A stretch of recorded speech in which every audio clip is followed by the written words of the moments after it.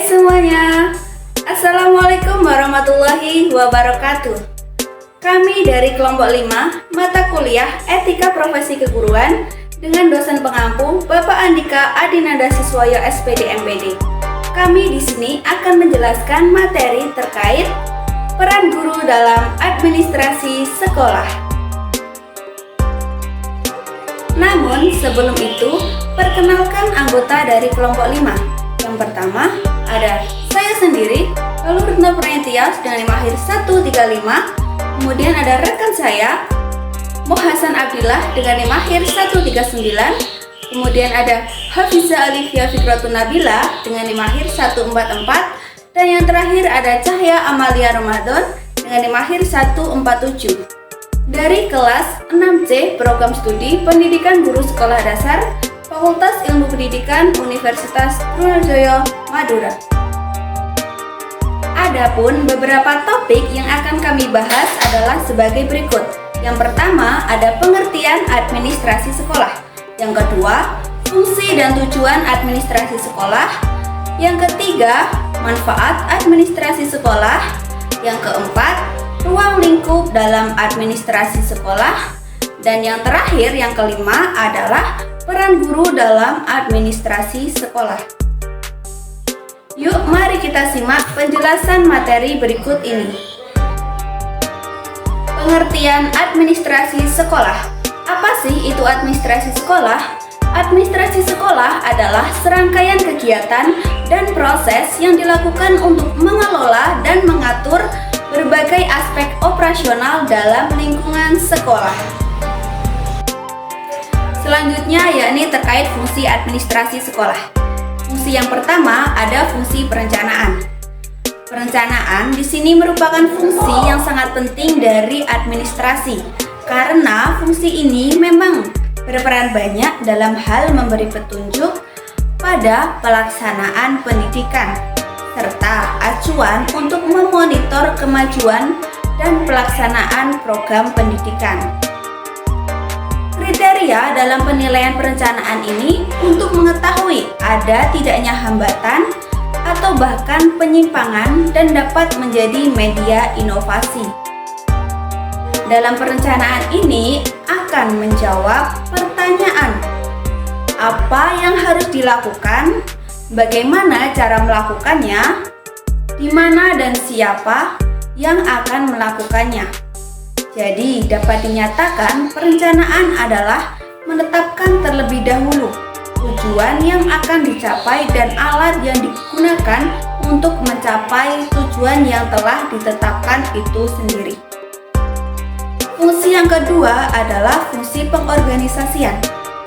Fungsi administrasi pengorganisasian ini berarti upaya membina dan memapankan hubungan antara kegiatan dan faktor fisik yang harus dilakukan dan diperlukan, mengkoordinasikan sumber yang ada, pimpinan mendesain struktur formal bagi tugas dan hubungan kewenangan yang akan menjamin efektivitas dalam pencapaian tujuan.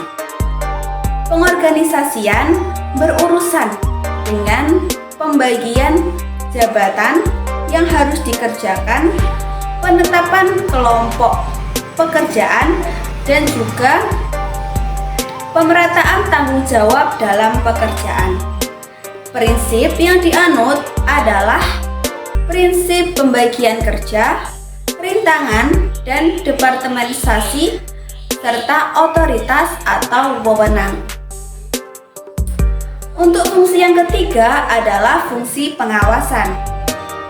Nah, fungsi pengawasan ini adalah fungsi yang bisa diartikan menguji, memeriksa, dan mengecek segala sesuatu yang terjadi itu sesuai atau tidak dengan rencana, instruksi yang dikeluarkan, dan juga prinsip yang telah dimapankan.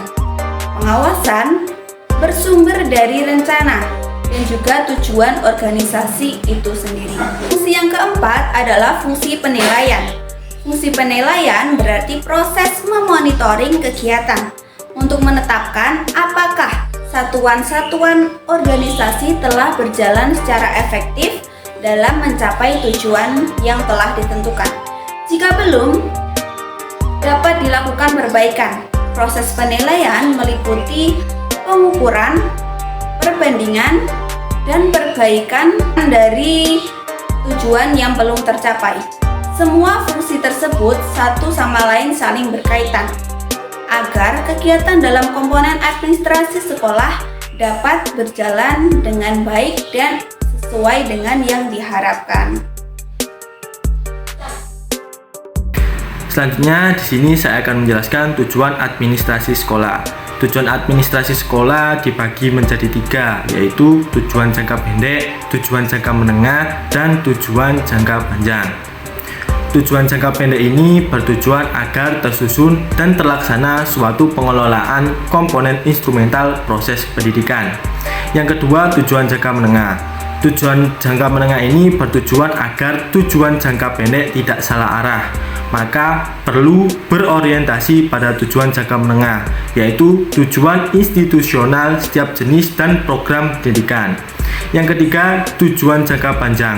Tujuan jangka panjang ini bertujuan agar usaha dalam mendayagunakan berbagai sumber daya dapat berjalan dengan teratur, efektif, dan produktif dalam mencapai tujuan pendidikan.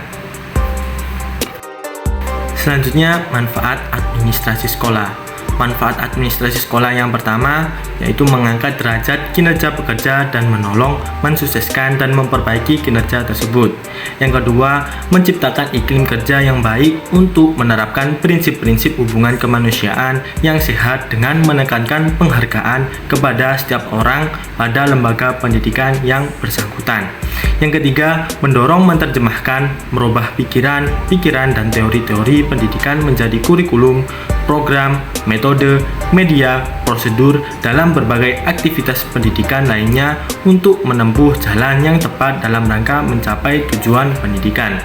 Yang keempat, berusaha menghubungkan atau mempertemukan lembaga pendidikan dan masyarakat ke arah pengembangan kemajuan dan kestabilan pendidikan. Selanjutnya, ruang lingkup administrasi sekolah. Ruang lingkup administrasi sekolah ini sangat luas. Administrasi ini berkaitan dengan hal-hal yang berhubungan dengan perencanaan, pengelolaan, dan pengorganisasian.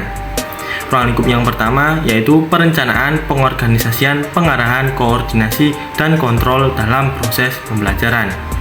Yang kedua, tata usaha, perbekalan, kepegawaian, keuangan, dan hubungan masyarakat dalam proses pembelajaran dan kesiswaan juga memerlukan kegiatan perencanaan, pengorganisasian, pengarahan, koordinasi, dan kontrol. Yang ketiga, kepemimpinan sekolah. Kepemimpinan sekolah ini dapat secara implisit di dalam kegiatan perencanaan, pengorganisasian, pengarahan, pengawasan, dan kontrol. Yang keempat, supervisi sekolah. Supervisi sekolah merupakan kelanjutan dari kegiatan kontrol dan khusus tertuju pada guru dalam melaksanakan proses pembelajaran dan diselenggarakan oleh kepala sekolah atau supervisor khusus. Baik, selanjutnya ada komponen administrasi sekolah. Nah, administrasi sekolah ini memberikan kewenangan penuh kepada pihak sekolah untuk merencanakan, mengorganisasikan, mengarahkan, dan mengawasi komponen-komponen pendidikan di sekolah. Komponen-komponen pendidikan ini meliputi yang pertama ada administrasi kesiswaan. Nah, administrasi kesiswaan ini terdiri dari penerimaan siswa baru, kehadiran siswa, mutasi siswa, papan statistik siswa, dan buku induk siswa. Yang kedua ada administrasi kurikulum. Administrasi kurikulum ini meliputi modifikasi kurikulum, menjabarkan kalender pendidikan, mengatur pelaksanaan penyusunan program pengajaran, mengatur pelaksanaan penilaian, dan membuat laporan kemajuan siswa. Yang ketiga ada administrasi pendidik dan tenaga kependidikan. Nah, administrasi pendidik dan tenaga kependidikan ini meliputi inventarisasi pegawai, penyusunan formasi pegawai, dan mengatur urusan kesejahteraan serta mengatur pembagian tugas. Yang keempat ada administrasi sarana dan prasarana. Nah, administrasi sarana dan prasarana ini bertugas untuk merencanakan, mengorganisasikan, mengawasi, dan mengevaluasi kebutuhan dan penggunaan sarana pengajaran. Yang kelima ada administrasi keuangan. Administrasi keuangan ini bertugas untuk melakukan penerimaan, penyimpanan uang, serta diwajibkan untuk membuat perhitungan dan pertanggungjawaban. Nah, yang keenam ada administrasi humas. Administrasi humas ini bertugas untuk memberitahukan kepada masyarakat mengenai program-program sekolah, baik program-program yang belum dilakukan, telah dilakukan, maupun sedang dilaksanakan. Baik, selanjutnya adalah peran guru dalam administrasi sekolah. Yang pertama ada administrasi kurikulum. Undang-Undang Nomor 2 Tahun 1989 mengartikan kurikulum sebagai seperangkat rencana dan pengaturan mengenai isi dan bahan pelajaran serta cara yang digunakan sebagai pedoman kegiatan belajar mengajar. Nah, peran guru dalam administrasi kurikulum ini adalah sebagai pengembang kurikulum dan juga pelaksanaan kurikulum. Yang pertama ada pengembangan kurikulum. Guru perlu mengetahui aspek-aspek yang berhubungan dengan pengembangan kurikulum. Yang pertama adalah prosedur pembahasan materi kurikulum, yang kedua penambahan mata pelajaran, yang ketiga ada penjabaran dan penambahan bahan kajian. Yang kedua ada pelaksanaan kurikulum. Di dalam pelaksanaan kurikulum ini ada beberapa hal yang perlu diperhatikan, di antaranya penyusunan dan pengembangan satuan pelajaran. Yang kedua, prosedur penyusunan satuan pengajaran. Nah, di dalam prosedur penyusunan satuan pengajaran ini terdiri dari mengisi identitas mata pelajaran, menjabarkan tujuan pokok bahasan, menjabarkan materi pelajaran, mengalokasikan waktu pelajaran, menetapkan langkah-langkah pengajaran, menetapkan penilaian, dan mengantisipasi perbaikan pengajaran. Selanjutnya ada administrasi kesiswaan. Administrasi kesiswaan ini adalah proses pengurusan segala hal yang berkaitan dengan siswa di sekolah, mulai dari perencanaan penerimaan siswa, pembinaan siswa, sampai dengan menamatkan pendidikannya melalui suasana yang kondusif. Peran guru di dalam administrasi kesiswaan ini diantaranya yang pertama dalam penerimaan siswa. Guru dapat dilibatkan sebagai ambil bagian menjadi panitia dalam melaksanakan tugas pencatatan penerimaan hingga pelaporan. Yang kedua dalam masa orientasi, guru berperan membuat siswa agar lebih cepat beradaptasi dengan lingkungan yang baru.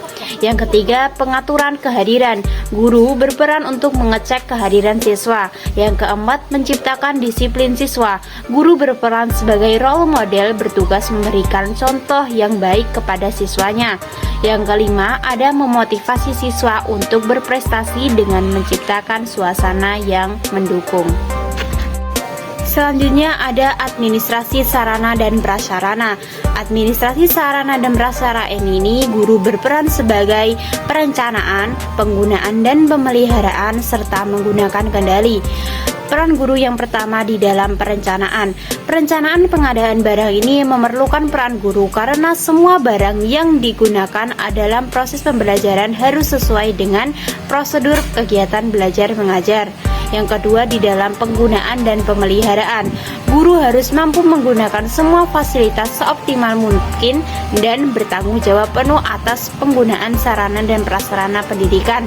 Yang ketiga, menggunakan kendali. Jika sarana dan prasarana pembelajaran digunakan oleh siswa di kelasnya, tugas guru adalah mengendalikan dan membimbingnya agar siswa dapat menggunakan sarana dan prasarana pembelajaran tersebut sesuai dengan kebutuhan.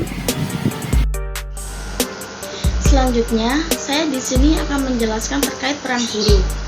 Yang keempat yaitu peran guru dalam organisasi personalia adalah proses mengelola dan mengatur segala hal yang berkaitan dengan kepegawaian atau sumber daya manusia atau SDM dalam suatu organisasi. Tujuan untuk mendapatkan satu atau lebih calon karyawan yang benar-benar mampu melaksanakan tugas atau tugas-tugas tertentu dalam suatu organisasi. Peran guru dalam administrasi personalia adalah 1. Menyusun kontrak pegawai, 2. Membantu mempercepat praktik ketenagakerjaan, 3. Membuat daftar file kepegawaian, yang keempat, menyiapkan laporan tentang sekolah dan informasi pribadi. Selanjutnya yaitu peran guru dalam administrasi keuangan. Penanggung jawab administrasi biaya pendidikan adalah kepala sekolah. Administrasi keuangan meliputi kegiatan perencanaan, penggunaan, pencatatan, pelaporan, dan penanggung-jawaban dana yang dilaksanakan untuk mewujudkan suatu tertib administrasi keuangan, sehingga pengurusnya dapat dipertanggungjawabkan sesuai dengan ketentuan yang berlaku. Yang selanjutnya yaitu peran guru dalam administrasi keuangan adalah 1. Membuat file keuangan, kedua membuat data usulan pembayaran gaji, yang ketiga membuat pembukuan penerimaan dan penggunaan data pembangunan, yang keempat menyusun laporan dana pembangunan pada akhir tahun.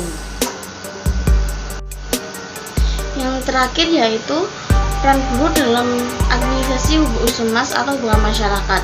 Husemas merupakan upaya untuk membangun dan memelihara kerjasama yang positif antara sekolah dan masyarakat di sekitar. Tujuan utamanya adalah untuk menciptakan hubungan yang saling mendukung antara sekolah, siswa, orang tua, komunitas lokal, dan berbagai pemangku kepentingan lainnya. Penyelenggara kegiatan administrasi hubungan sekolah masyarakat dalam proses penyelenggaraan hubungan sekolah masyarakat meliputi perencanaan program, pengorganisasian, pelaksanaan, dan evaluasi. Nah, mungkin itu tadi penjelasan dari kami terkait materi peran guru dalam administrasi sekolah. Jika ada salah kata atau kurang lebihnya dari kami mohon maaf yang sebesar-besarnya. Kami akhiri, wassalamualaikum warahmatullahi wabarakatuh.